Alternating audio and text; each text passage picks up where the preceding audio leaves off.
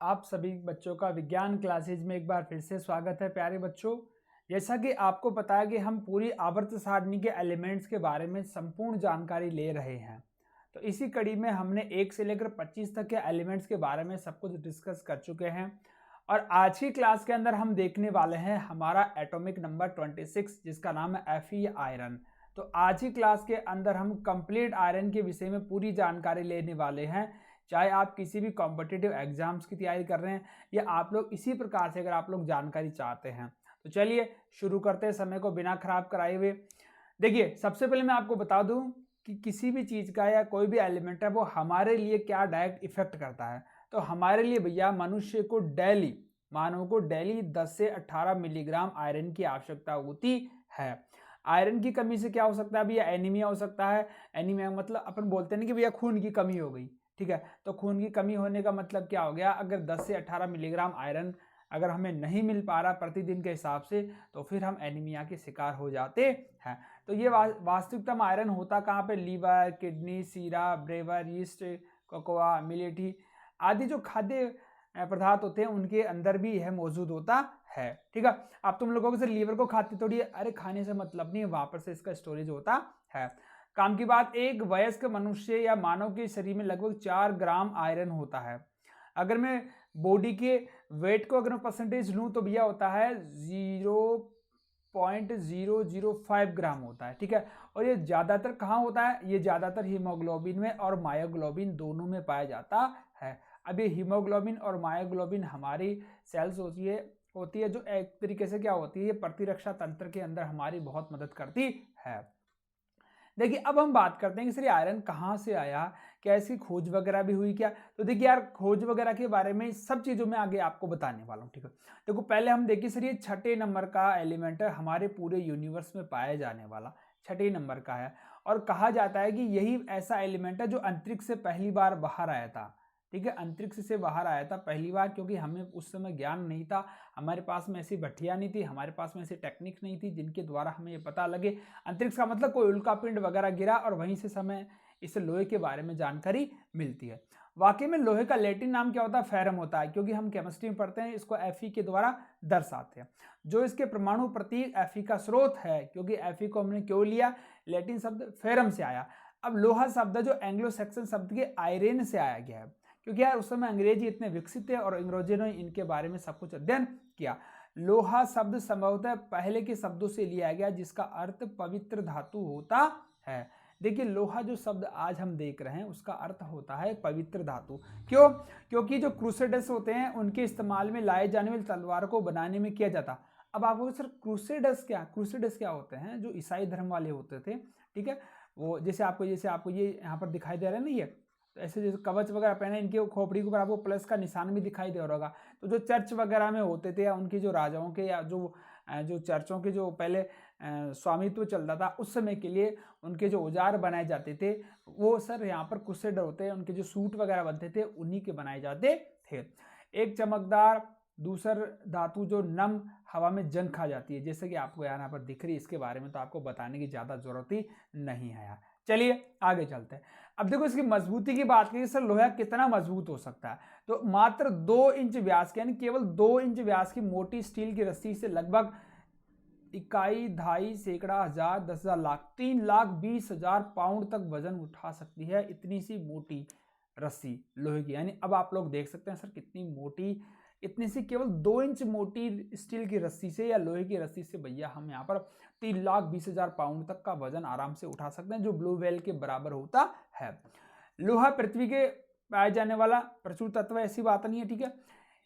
इस लोहे का अधिकांश भाग आंतरिक व बाहरी कोर में केंद्रित होता है। आंतरिक व बाहरी कोर क्या होता है? जैसे आपको यहाँ पर डायग्राम के अंदर दिखाई दे रहा होगा, यहाँ पर जैसा कि हमने यहाँ पर डायग्राम में आपको शो किया है कि हमने काट करा, जैसे मान लो इनर कोर है, आउटर कोर है, लोअर है, अपर है और क्रस्ट है, ठीक है। तो यानी कि जैसे जैसे अपन सर धरती की सतह से नीचे की तरफ, केंद्र की तरफ जाते जाएंगे, वैसे वैसे सर हमें यहाँ पर अलग अलग लेयर मिलती जाती है।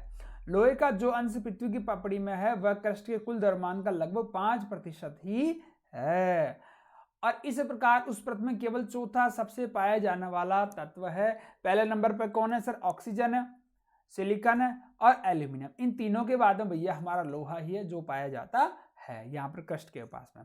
अब देखो ये यार सबसे बड़ी एक खासियत और है कि जो लोहा होता है ना सर, उसका 90% भाग है वो रिसाइकिल हो जाता है, यानी कि सर हम इसका वापस से इस्तेमाल कर सकते हैं, इसको वापस से हम यूटिलाइज कर सकते हैं। अब बात करें दुनिया के अंदर अभी इस समय कितना लोहा उत्पादित हो रहा है, तो दुनिया भर में हर साल लगभग 1.3 बिलियन टन कच्चे स्टील का उत्पादन होता है। कच्चे स्टील का मतलब हो गया सर कच्चे लोहा वगैरह, आयरन वगैरह हमने निकाल लिया, अब फिर उसका जिस क्षेत्रों में हम इस्तेमाल करना है तो उसी क्षेत्रों में फिर इनको औद्योगिक इकाइयों की मदद से सप्लाई कर दिया जाता है। तो देखो लोहा है, जो लोहा इसका है जो पृथ्वी की पपड़ी में सबसे प्रचुर मात्रा में पाया जाता है, हालांकि उनसे प्रयोग करने योग्य धातु निकालने के लिए, कहने का मतलब है सर जो धातुएं होती है या जो लोहा है वो सर स्वतंत्र अवस्था में नहीं होता, मतलब ऐसा नहीं कि भैया लोहा धरती में ऐसे पड़ा, नहीं, ये और किसी कंपाउंड के साथ में जिसको अपन अयस्क बोलते हैं, तो अयस्कों के साथ में मिलकर बना होता है। फिर हम क्या करते हैं उस अयस्क को भैया गर्म करते हैं, मान लो 1500 डिग्री गर्म करते हैं, ठीक है, या 2730 डिग्री गर्म करते हैं, या मतलब अलग अलग टेम्परेचर के ऊपर सर हम इनको गर्म करते हैं, और उसी के आधार पर हमें सर लोहा अलग अलग श्रेणी का हमें प्राप्त हो जाता है, जिसकी भट्टी का नाम होता है वात्या भट्टी, जैसा कि आपको डायग्राम में भी यहाँ पर दिखाई दे रही होगी। इस भट्टी के द्वारा भैया हम अलग अलग श्रेणी के लोहे को निकाल लेते हैं। अब बात करते हैं सर लोहे की खोज किसने की, तो यार देखो लोहे की खोज कौन कर सकता है यार, बस इतना ही कहा जाता है कि कोई अंतरिक्ष से उल्कापिंड आके गिरा और सदियों पहले, बहुत सदियों पहले, 4-5 हज़ार साल पहले या काफ़ी समय पहले उसने इसके बारे में ज्ञान लिया और धीरे धीरे भैया लोहे का इस्तेमाल शुरू हो गया। और जैसे साइंस क्या कहती है जो अभी तक अपने पास में, वो कहते हैं पुरातत्वविदों का मानना है, या जो इतिहासकार मानते हैं, कौन से इतिहासकार, अंग्रेज इतिहासकार, कि लोहे की खोज प्राचीन मिस्र के हित्तियों ने 5000 से 3000 ईसा पूर्व के बीच में की थी, ठीक है। इस समय के दौरान उन्होंने उपकरण हथियार बनाने के लिए धातु को हथौड़े से थपथपाया, उन्होंने इसे उल्का पिंडों से पाया और निकाला, ठीक है, और इसका इस्तेमाल उन्होंने कहा किया, इसका उपयोग उन्होंने भाला औजार बनाने में या और किसी उपकरणों के अंदर सर इसका वहां पर इस्तेमाल उन्होंने शुरू किया। अब इनके बारे में सबसे पहले जो डिटेल वगैरह बताई गई थी विभिन्न प्रकार के लोहे के बारे में, अगर आपसे को पूछ ले कि सबसे पहले व्याख्या किसने की लोहे के बारे में, तो उनका नाम था रेने एंटोनी फेरचॉल्ट डी रेउमर, जिनका आपको यहाँ पर डायग्राम भी दिखाई दे रहा होगा। उन्होंने 1722 में इस पूरे लोहे के बारे में भैया उन्होंने अपनी पुस्तक की रचना की थी। अब आगे बात करते हैं सर लोहे की। अगर बच्चों अगर जानकारी पसंद आ रही तो आप लोग वीडियो को लाइक से सब्सक्राइब भी कर सकते हैं, कोई सवाल है तो आप हमें कमेंट में बता सकते हैं। और बाकी की कंप्लीट क्लासेज आप लोग देखना चाहते हैं 1 से लेकर 118 तक की, तो उसका भी भैया हम आप बच्चों को लिंक वीडियो को डिस्क्रिप्शन में आई बटन पे दे देंगे बच्चों। देखो आयरन इज ए एंजिमा, यानी कि इसका मतलब क्या हो गया कि भैया इसको जंग आसानी से खा जाती है।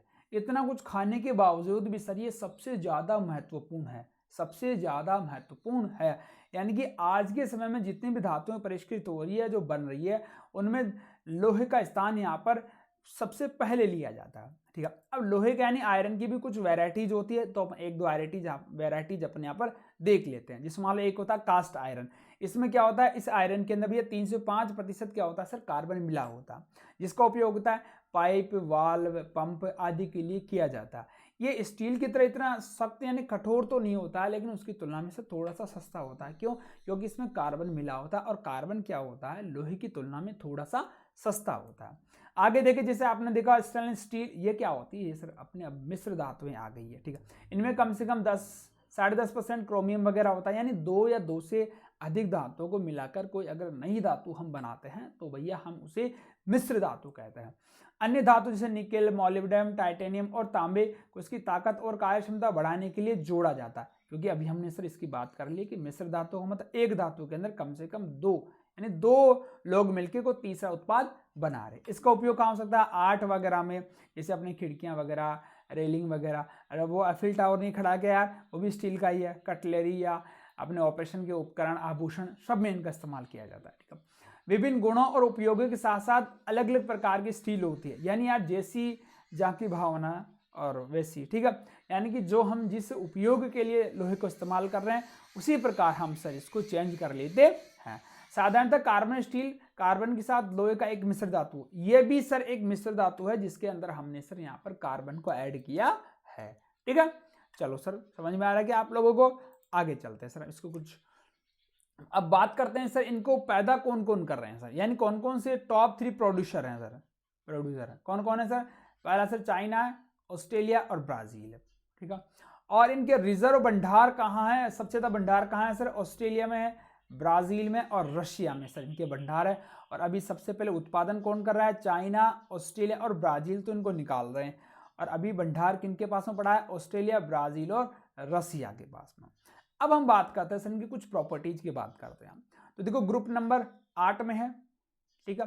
पीरियड कौन सा है सर, 4 है। ये डी ब्लॉक में आते हैं, ठीक है। ये डी ब्लॉक आता है ना आवर्सानियों बीच में, जिसको अपन संक्रमण तत्व भी कहते हैं। एटॉमिक नंबर 26 यानी परमाणु क्रमांक 26 पे सॉलिड होता है, कितने डिग्री पे, 20 डिग्री यानी कमरे के ताप के आसपास में।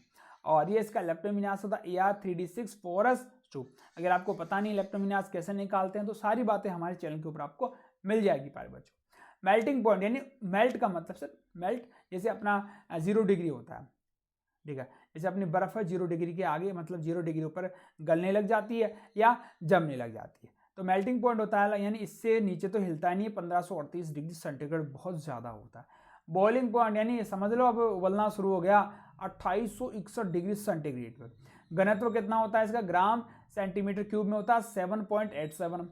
एटॉमिक मास हमने बता दिया लगभग 55.84 यूनिट है, एटॉमिक मास यूनिट AMU बोलते हैं इसको, ठीक है।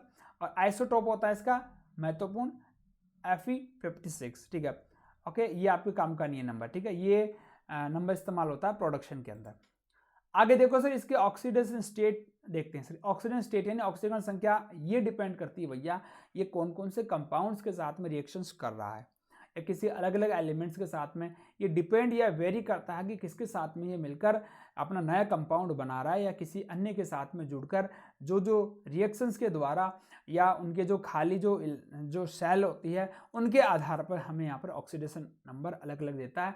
और यार हमें इस बात का पता है कि जो डी ब्लॉक होता है वह परिवर्तित ऑक्सीजन अवस्थाएं दर्शाते हैं, यानी कि उनकी एक फिक्स ऑक्सीजन अवस्थाएं नहीं होती है, वो अपना इसको चेंज करते रहते हैं। तो सामान्यतः कितनी होती है, सामान्यतः सर इसकी 3 होती है, फिर 6, 2, 0 और -2 भी हो सकती है। -2 को तो आप लोग छोड़ सकते हैं, इतना याद रख लो आप। अब हम सर आइसोटोप देखते हैं सर। तो सबसे ज़्यादा इसका जो रूप मिलता है वह कौन सा होता है सर, 91.75% होता है, वो होता है भैया अपना 56 नंबर भार वाला। क्योंकि परमाणु क्रमांक तो इनका समान है, परमाणु भार या जो अपने जो ऊपर जो द्रव्यमान है सिर्फ वही तो इनका चेंजेज होता है, ठीक है, जो इनका मास होता है सर। देखो सर इसी प्रकार यहाँ पर सर एक दूसरा हमारे पास में है 57 वाला, इसका लगभग 2.1% उपस्थिति है। उसके बाद में सर 54 नंबर वाला, इसकी उपस्थिति 5.8% है। अरे इतनी मात्रा में सर धरती पर या अपने प्रकृति में पाए जाते हैं। और एक अपना 58 नंबर वाला है, उसका 0.2% इसकी उपस्थिति पाई जाती है, ठीक है। तो उम्मीद कर रहा हूँ आपको आज की क्लास काफ़ी पसंद आएगी। पसंद आएगी तो वीडियो को लाइक से सब्सक्राइब कीजिएगा और चैनल पर नया तो सब्सक्राइब कीजिए। आज के लिए विदा लेते हैं, आज के लिए इतना ही। Thank you so much. विदा दीजिए राजेश जी सर को। मिलेंगे आपको वीडियो नंबर 27 के साथ में अपने नए एलिमेंट के साथ में। Thank you so much.